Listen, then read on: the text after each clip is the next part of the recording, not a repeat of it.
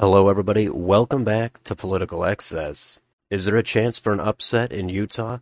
Let's do a deep dive into that U.S. Senate election, and we'll see if it's more competitive than initially thought. But first, let's get on Ballotpedia and get a little bit of background. The incumbent senator is Republican Mike Lee. He is running for re-election to a third term. 6 years ago, when he last won re-election, he won with over 68% of the vote, and that's good enough for a 41% margin, so that is a massive blowout. His opponent is Independent Evan McMullin. McMullin has previously worked for the CIA and did run for president back in 2016. The Democratic Party in Utah has decided to actually back Independent Evan McMullin as opposed to endorsing their own candidate. At the convention, they did vote 57 to 43 to endorse McMullin, and you could read a little bit more about that here if you'd like. It's kind of interesting. It's a different dynamic. It's possible it could shake things up, as Utah is a red state, but they might be willing to elect somebody a little bit more moderate, such as Mitt Romney, or possibly Evan McMullin. So let's talk a little bit about the primary. As I said, Evan McMullin didn't really have a primary, as he's an independent and received the backing of the Democratic Party. Mike Lee, he had a minimally competitive primary. He won with 62% of the vote. His nearest challenger had about 30%. And there will also be a Libertarian candidate on the ballot as well. So we can go down here and take a look at campaign finance. And Mike Lee, he only has a small advantage. I don't think he thought he needed much. If he thinks the race is narrowing, he might start asking for more donations. But let's go down here and see how this race is rated. All three sites, Cook Political Report, Inside Elections, and Larry Sabato, have it at likely Republican. My last rating at the beginning of the month was safe Republican. Given a little bit of tightening in the race, I could see this being a likely Republican.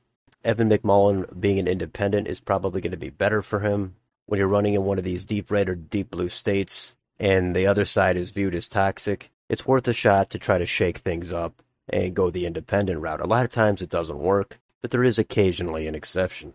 So let's go down here further and take a look at the county voting trends on a presidential level. And we can see that 62% of the population lives in 26 counties that are solid Republican, and that is defined as having voted for the Republican for president in the last three elections.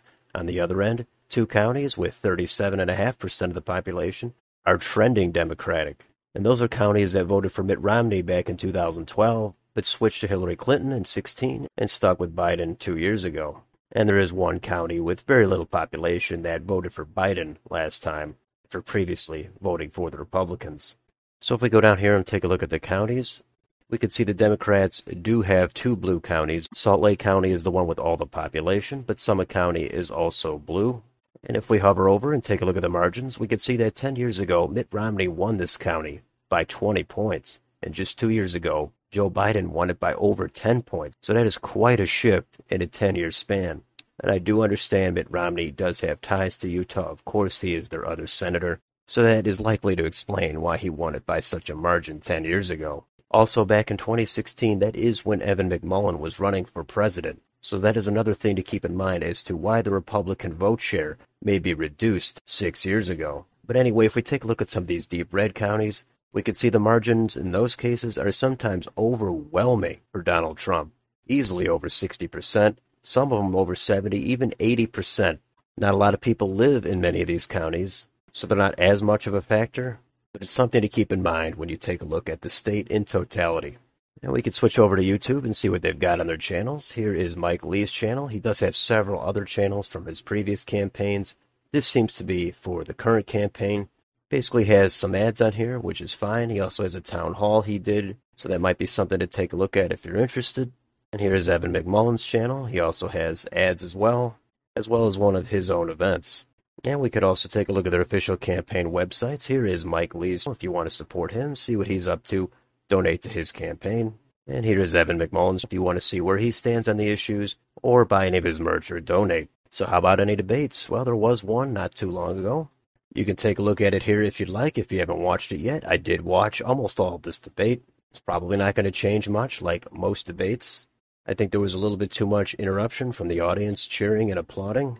But other than that, it's nice to see a reasonably substantive debate. And we could switch over here to Wikipedia and take a look at their endorsements. Mike Lee, he has plenty of endorsements. He does have the Donald Trump endorsement, if you're into that. And Evan McMullin, he has endorsements of his own. And they're from Democrats, Republicans, and Independents. as he is really going for that crossover type of appeal. And that brings us down to the polling, and in the aggregate, on 538, Mike Lee is up 7.8%, 45.3 to 37.6. And we can take a look at the individual polls, and as of the time I'm making this video, the most recent poll here, which is an anti-Mike Lee poll, it does show Evan McMullin with a bit of a lead, but most of the other recent polls do show Lee ahead anywhere from 5 to 10 points. And we can also compare these polls to how they stacked up 6 years ago, back in 2016. And most of these polls did underestimate Mike Lee. CBS News YouGov poll did overestimate him, actually by a point or two, with 69% of the vote. They did underestimate Misty Snow. In a complete blowout like this, it's not going to matter too much, but it does appear that they did undervalue Mike Lee's support a little bit. And finally, we can switch over to Predicted to take a look at the market and see where people are putting their money. And this shows us that Mike Lee, the Republican candidate, is at 87 cents.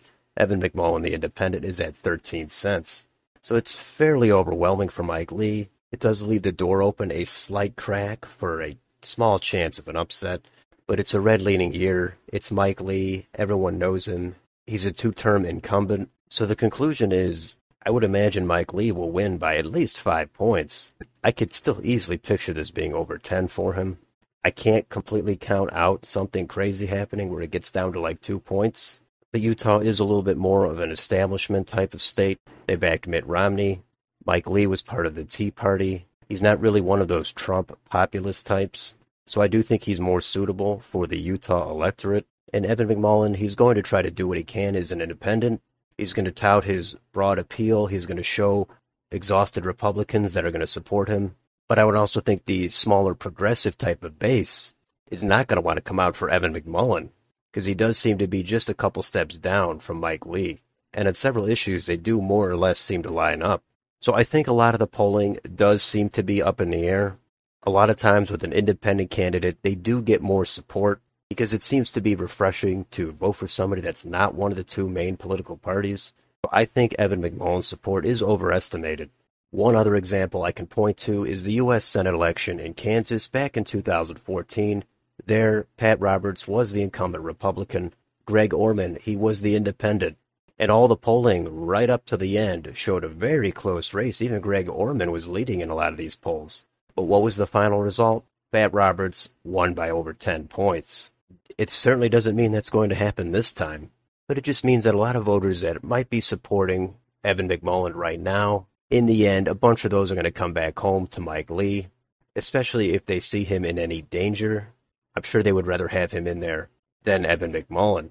So it's just too red of a state. I think the competitiveness of this race is a lot of hype, and in the end, I think Mike Lee is going to win it fairly comfortably. Of course, I could be wrong. We'll see what the polling turns out here in the final couple of weeks. But that is the deep dive into this Utah Senate election. Let me know down below. Are you following this race? What do you think is going to happen? Let me know in the comments. And if you enjoy this channel, please like, share, and subscribe. Thank you for watching, and I will see you on the next video.